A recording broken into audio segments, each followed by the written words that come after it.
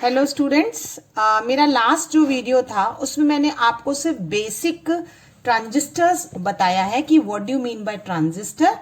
तो action of transistor पढ़ने के पहले आप उस वीडियो को एक बार रिकॉल करिए जिसमें हमने देखा था कि ट्रांजिस्टर जो होते हैं वो सैंडविचिंग से फ्रेम होते हैं और दो तरीके ट्रांजिस्टर होते हैं, they are NPN and PNP। ये जो दो तरीके के ट्रांजिस्टर्स हैं वो आप बना सकते हैं, जो मैंने सिंबॉलिक फॉर्म में भी आपको बताया हुआ है। आज मैं आपको बताने वाली हूं कि हाउ द ट्रांजिस्टर वर्क। आपका मेन फोकस होना चाहिए कि जब मेजॉरिटी चार्ज कैरियर पूरे सर्किट में फ्लो करेंगे तभी आपका करंट कंडक्शन हो सकता है। And you want the three current, क्योंकि थ्री टर्मिनल डिवाइस है, एमीटर है, बेस है एंड कलेक्टर है। जब ये three terminal emitter, base, collector में मेजॉरिटी चार्ज कैरियर फ्लो करेंगे तभी तो आपका करंट कंडक्शन, आपको ट्रांजिस्टर वर्क कर सकता है। तभी आप ट्रांजिस्टर को एज एन एम्पलीफायर और इन ऑसिलेटर यूज कर सकते हैं। तो सबसे पहले इसमें इंपॉर्टेंट है कि आप सर्किट कनेक्शन को ध्यान रखिए। सर्किट कनेक्शन के लिए सबसे पहले मैं देखिए ले रही हूं NPN ट्रांजिस्टर ले रही हूं। आपको मैंने बता रखा था कि ये कितने तरीके के मोड में काम कर सकते हैं। ट्रांजिस्टर जो है वो CB यानी कॉमन बेस में कर सकते हैं, CE यानी कॉमन एमीटर में और CC कॉमन कलेक्टर में। हमारे सिलेबस में CB और CE मोड है, लेकिन अभी हम CB मोड पर देखेंगे कि CB मोड में सर्किट कैसा बनता है। फिर हम CE में देखेंगे और दोनों के एक्शन को पढ़ेंगे। एक वीडियो में मैं एक ही ट्रांजिस्टर कवर करूंगी जिसमें आपको क्लैरिटी से हर एक ट्रांजिस्टर की वर्किंग क्लियर हो जाए। तो सबसे पहले मैं NPN ले रही हूं। तो NPN का सिंबॉलिक फॉर्म क्या था आपको मैंने एरो से बताया हुआ है। अब वो एरो कैसे बनता है ये मैं अभी आपको एक्सप्लेन करूंगी। आपको मैंने कहा था कि NPN ट्रांजिस्टर में जो एरो होता है वो आउटवर्ड होता है, यानी बाहर की तरफ बनाते हैं। इस तरीके से बनाया था ना मैंने। अब वो कैसे होगा you can understand in this is what emitter. ये मेरा टर्मिनल क्या था, एमीटर था। ये बेस है और ये कलेक्टर है, इसलिए इसे हम कॉमन बेस मोड कहते हैं। इसमें दो जंक्शन है, ये N का बना हुआ है, ये P का है और ये N है। क्योंकि NPN आप चाहें तो फॉर सिंप्लिसिटी पहले नोट कर लिया करिए सो दैट आपको इजी रहे टर्मिनल्स और सेमीकंडक्टर देखने में। अब आपको जो पहला जंक्शन है, ये एक पॉइंट याद रखना है कि ट्रांजिस्टर का सबसे पहला इंपॉर्टेंट पॉइंट याद रखना है कि first junction is always forward biased. कितने जंक्शन मैंने आपको बताए हैं? दो जंक्शन बताए हैं, जिसमें पहला जंक्शन जो भी होगा, जैसे इसमें पहला जंक्शन किसके बीच में है, N और P के बीच में, it will be always forward biased. Always का मतलब हमेशा होगा, चाहे आप कोई भी मोड यूज करिए। तो अब ये N का बना है ना एमीटर, तो फॉरवर्ड के लिए मुझे N किससे कनेक्ट होगा, नेगेटिव से होगा, और ये अपने आप पॉजिटिव हो जाएगा। तो ये मेरा बैटरी कनेक्शन हुआ। ये जंक्शन मेरा कैसा हो गया, फॉरवर्ड बायस्ड हो गया। इस बैटरी का नाम मैं कह सकती हूँ VBE, क्योंकि ये बेस और एमीटर के बीच में है। मेरा जो जंक्शन दूसरा है, सेकेंड जंक्शन जो होगा वो हमेशा रिवर्स बायस होगा। तो यानी फर्स्ट जंक्शन आपको फॉरवर्ड बायस रखना है, सेकेंड को रिवर्स करना है। देखिए सेकेंड का भी ये कलेक्टर किसका बना है, N का। फॉरवर्ड बायस के लिए मैंने नेगेटिव से कनेक्ट। अब देखिए बाइसिंग पढ़ने के लिए आपको मेरा PN जंक्शन डायोड का वीडियो रिकॉल करना है, अगर आप भूल गए हैं तो। रिवर्स के ये रिवर्स करने के लिए किससे कनेक्ट होगा, पॉजिटिव से और नेगेटिव से। और यहां पे मैं बैटरी का नाम दे दूंगी बेस कलेक्टर, क्योंकि ये बेस और कलेक्टर के बीच में है। दैट मीन्स मुझे बैटरी कनेक्शन मिल गए, करेक्ट। अब मैं आपको ब्लॉक से समझा रही हूं कि करंट के डायरेक्शन कैसे होंगे। ये हमारे पास जो था, ये आपका है एमीटर, बेस, कलेक्टर, जो बना हुआ है NPN का। N का मतलब मेजॉरिटी चार्ज किसकी है, इलेक्ट्रॉन्स की। बेस का मतलब P है, P में मेजॉरिटी किसकी है, होल्स की। और फिर N में मेजॉरिटी किसकी है, इलेक्ट्रॉन की। इसमें सर्किट कनेक्शन में मैंने यहाँ का सर्किट जो दिया है वो नेगेटिव पॉजिटिव दिया हुआ है, यानी फॉरवर्ड बायस्ड।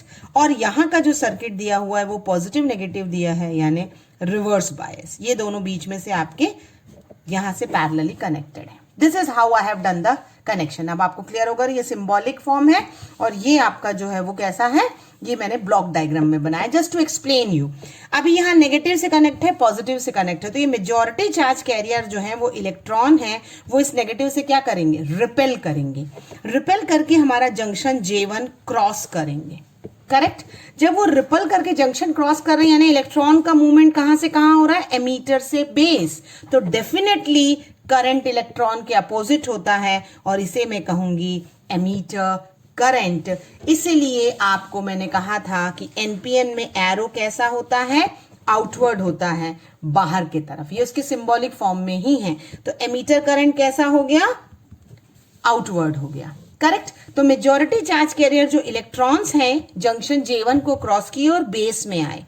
इलेक्ट्रॉन जब बेस में आएंगे there are so many vacancies positive, है ना, तो ये रिकॉम्बिनेशन होगा। यहां अगर इलेक्ट्रॉन्स जो आ रहे हैं और जो बेस में होल्स हैं अगर वो इक्वल नंबर हो जाएंगे तो रिकॉम्बिनेशन यही पूरा खत्म हो जाएगा and the flow will stop, then there will be no current.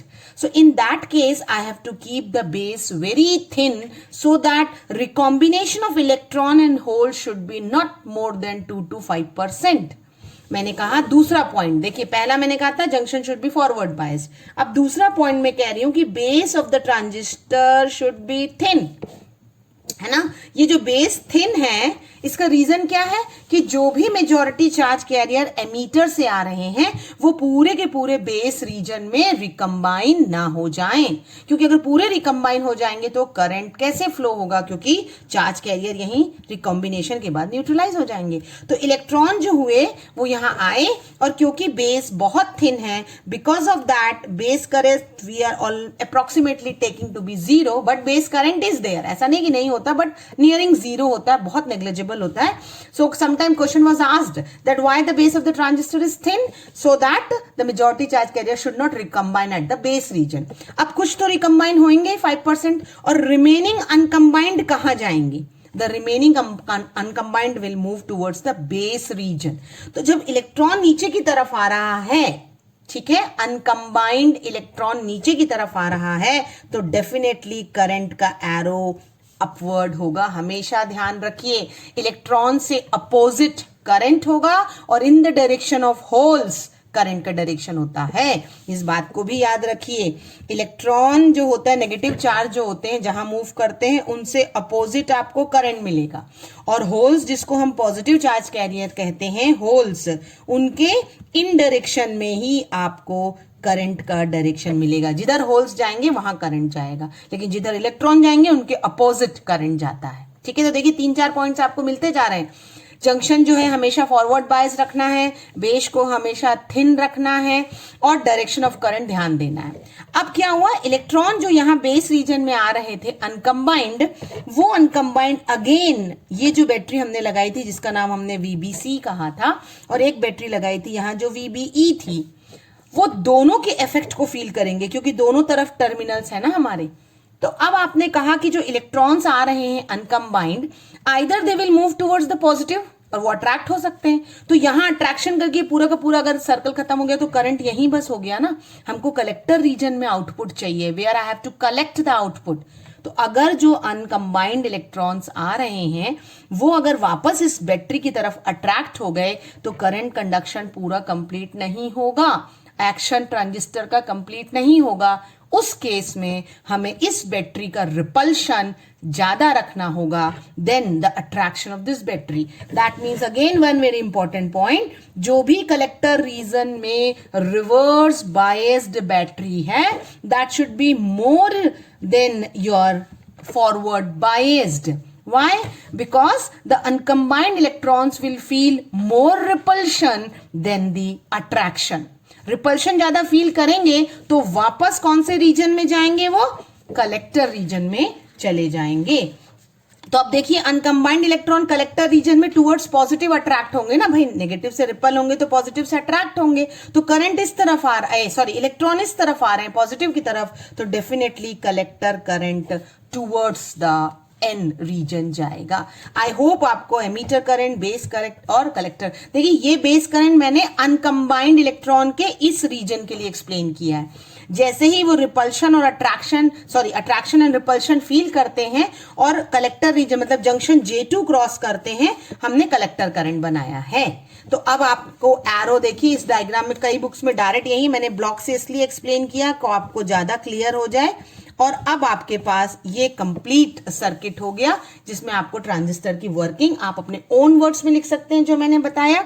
अब आपका अगर मैं करंट देखूं तो किरचॉफ्स लॉ से जो एमीटर करंट होगा that will be sum of base current and collector current. Base current का मतलब जो आपके पास दोनों करंट की तरफ मूव कर ना, देखिए आपको याद होगा किरचॉफ्स का law, meeting towards the junction is taken as positive और दोनों का डायरेक्शन सेम है, तो IB प्लस IC हो गया जो एमीटर। और अगर बेस करंट आपका बहुत ही कम है, अप्रोक्सीमेटली 0, तो जितना एमीटर होगा उतना ही आपको कलेक्टर में करंट मिलेगा। This is how you can explain the working of NPN transistor in common base mode। मेरा जो नेक्स्ट वीडियो आपको मिलेगा उसमें मैं आपको PNP ट्रांजिस्टर बताऊंगी in common base mode, and then we will study only the circuit connections. एक बार आप सर्किट चारों बना लेंगे तब आपको वर्किंग अपने मन से लिखने में इजी होगी। आई होप स्टूडेंट आपको वीडियो पसंद आया होगा। Please subscribe the channel and like it and forward to all the 12th class student so that it can help others also. Thank you very much.